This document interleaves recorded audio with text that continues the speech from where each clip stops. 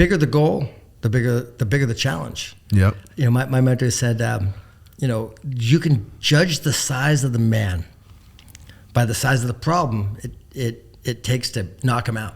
Wow. So, and if you want to earn big money, you got to solve big problems. And so think about that. This used to drive me when I was younger. When I ran into a brick wall, for example. Yeah. Hypothetically speaking. Yes. Right, I ran into a wall. I don't know where to go. And I'm like, man, I don't know if I can solve this. And all of us have experienced that to some degree, right? In our lives, like, and then I'm ready to quit because I'm like, I can't do it. I can't do it anymore. I don't know how to solve this problem. And then I would think, is this the side? Is this the problem that's going to knock me out? Is this the one that's going to make me quit on my dreams and my goals and my family? Wow. Nope.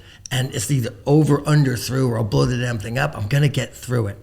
And with that, I can promise you this, Kane, having that attitude in life has served me so incredibly well. It's that tenacity. It's that dogged determination that I will not quit no matter what. Now, the path may change, meaning that it's not the set of the sail that determines, right? Or it's not the direction of the wind, right? That determines our destination. It's the set of the sail. So we're setting our sail, and we may come into a situation where we're like looking at an island. We just have to set it and move around it. So maybe we have to change our path because something came, into our path that we didn't anticipate.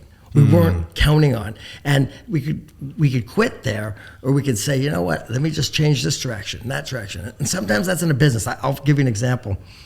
There's many companies I've started, and when I started the company, I was certain I was going to get to where I wanted to go, and all that was a stepping stone to the next company. Yes. But the destination was the same. I didn't change the destination. I didn't change the goal, but I maybe had to change the vehicle. That is so key.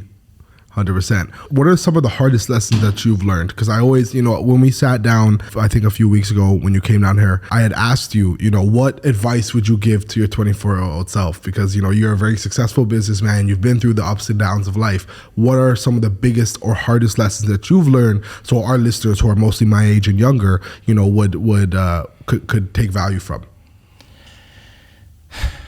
That's such a broad question. The first thing that comes to my mind is that, when you start this journey, you're in any business that you're in or any endeavor, whether it's a career, it's some passion that you have in music or art, you're going down a journey and you're going to meet people that will befriend you. And a lot of times those people will betray you. And that's very painful. It's one of those painful things to do. And the tendency is to close up, to say, well, that's how people are. This is how the world is. And I'm just going to either be like that or I'm going to push everyone away. And one of the lessons I learned is I don't want to change me. I'm going to live open still. And it's that person's loss. And also that, I used to think they did it to me, like they were trying to hurt me. And, rarely that happens. Sometimes it's true. There's every once in a while you meet some evil, actual evil 100%. People, but there's not that many of them. Most people, they do it because they're insecure. They do it because they're selfish, and it's not like they're trying to do it to you. They're just trying to do for them. And just forgive it, let it go, and move forward. Because if you hold on to that pain, if you hold on to that, that betrayal, it's like drinking a cup of poison hoping the other person dies, because you're just poisoning yourself, you're stewing it. It's like, learn the lesson, forgive and move forward. Wow. So that would be one. Two would be, pay yourself first. Every dollar that comes in, every mark, every yen, every, AUD, whatever your nation's currency is, take 10% of that and pay yourself and keep it. There's a great book by Richard Classen called The Richest Man in Babylon. Oh, yes, I read that one Richest Man in Babylon. Yeah. Great book. If you want to go into this a little bit further, I suggest you get that book. But pay yourself first. And then 10% you should give, no matter what. Give 10%. Tithe it. And it doesn't mean you have to give it to a church or an organization, although I like doing that. But give. Just give. The more you give, the more you get. And I'll give you an example, Kane. One of my mentors, Paul Meyer, right? at the end of his life, I met him. I had the great fortune of being a part of one of his sales organizations. And one of the things I wanted to do was spend some time with him. And he was so enthusiastic about giving. He's like, Josh, I can't give it away fast enough. Like, he's at the end of his life, and all he's trying to do is give his fortune away. And he's like, the more I give, the more I get. And this was his key phrase in it. It hung up in his like he had this huge museum thing. It said, he said, everything is God's by right of creation. I am just a steward. Wow. And he meant it.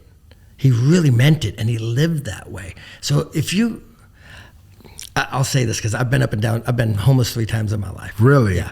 Wow. And people ask, well, how do you get back on top of it? Because it's hard to go from having something to nothing and back. And I say, because I'm not attached to the material. I'm a steward. When I have it, it's not mine. It's not mine. If you have a girl, she's not yours. If you're a girl and you have a guy, it's not yours, right? You are a steward of these things. And if you want more, just handle those things as best you can.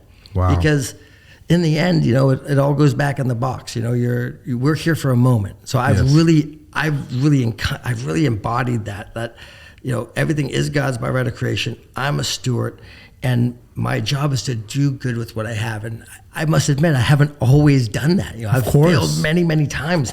But ultimately, I come back to center and go, this stuff's not mine. So I'm not attached to the materialistic stuff. So sometimes when you encounter challenges, and for the young people especially, because a lot of you guys right now, you're in a really strange time. We're in a huge transition. It is crazy. A massive shift of wealth. So a lot of people, if you don't have any previous experience of this, it's nuts. And sometimes making a lot of money early in your life can be a curse, not a blessing. Yes. Because if you haven't quickly grown to become the person you need to be to handle that, it will hurt. It's like a razor blade in the hand of a baby, right? It could be dangerous. So, that same razor blade or a scalpel in the hand of a skilled surgeon can save life, but that scalpel in the hand of a baby can do some damage. Wow. So money is a tool, and it's not about the money. Money is whatever we agree it to be. It's about the person you become in the process. So if you happen to have been fortunate and made a lot of money early, do yourself the biggest favor. Do a favor for your family and the people that love you. Grow. Spend time just studying to be a better man, to be a better woman, to be a better person. Because the more you grow, the more you'll get and the better steward you will be.